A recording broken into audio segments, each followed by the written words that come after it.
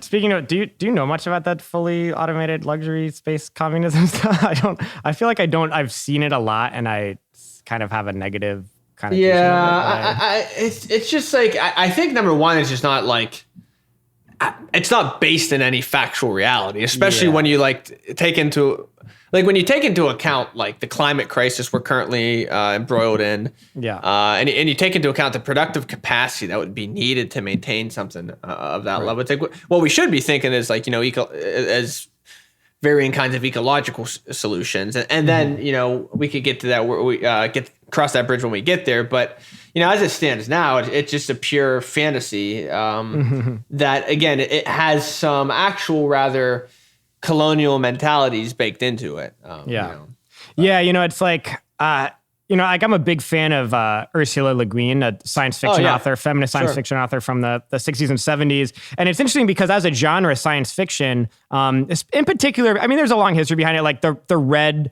the anti-communist purges throughout the 50s in the United States. Like, if you couldn't really work in TV, movies, literature, if you were a communist, right? Except the genre of sci-fi became where everyone went because everyone was purged from everywhere. And that's why like Star Trek was the most progressive show on television, had the first interracial kiss, is because the writers were communists. And science fiction was the only space left where they could live and breathe in a way without being repressed. But from that era too came this genre of utopian future novels, where all of sci-fi novels then were about, it still dealt with the problems of society, but the problems of society in the context of we had advanced past capitalism, we were these utopian, anarchist, classless, communist societies who still deal with the problems that humans deal with, but they were solved in these different ways. And there were these like amazing utopian visions. And it was an interesting way to think about society and future societies. And then you look now, like if you scroll through Netflix or Hulu and you look for like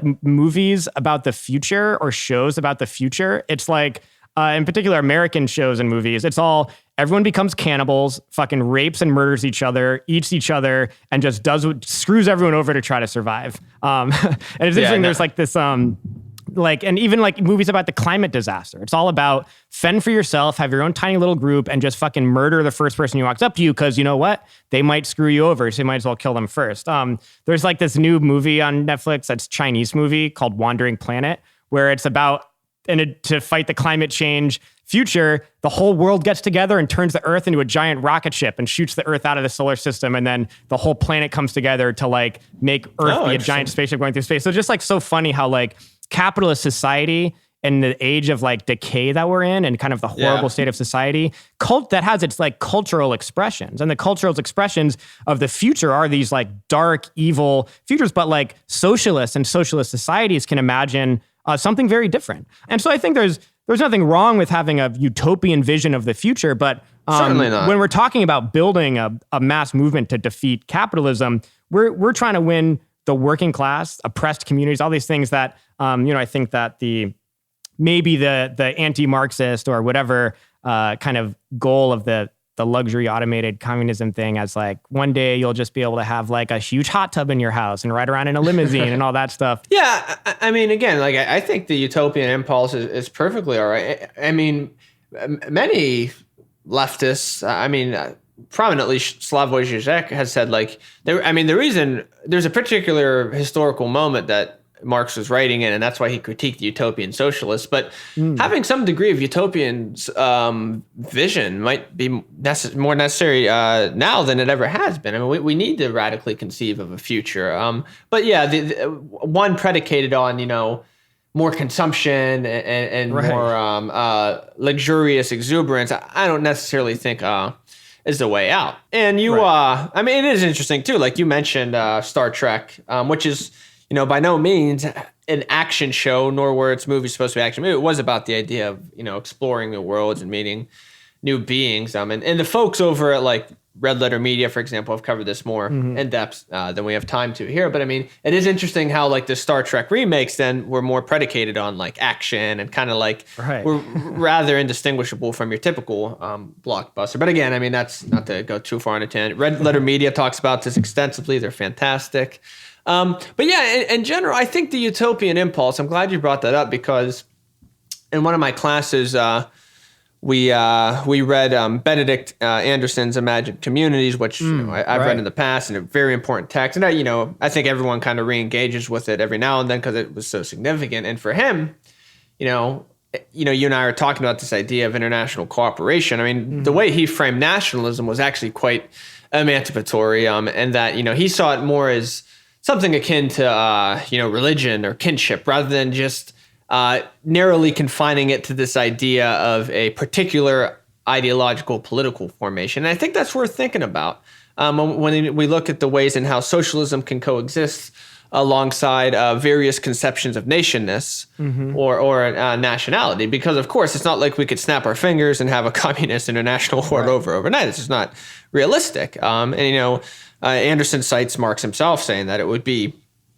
incumbent on proletarians to settle their matters with their own national bourgeoisie initially. And part of his point of departure was interrogating what that means and the deficiency in theory at the time in the 70s.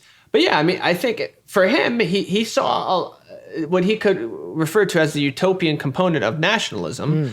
Again, and as he understood it as this imagined community of people, he saw something quite profound in that. And I think, as leftists, we need to, in a utopian sense, think about how we are going to relate to our fellow man, how we are, if Bernie Sanders gets elected to president, that's great. That's one step closer to socialism. How do we take that up on the international order? How do we relate, realistically in the world we live? Again, I would love it if we could pull a lever and everything's communism and there's no more borders and we live in a completely international. But as it stands now, the nation state is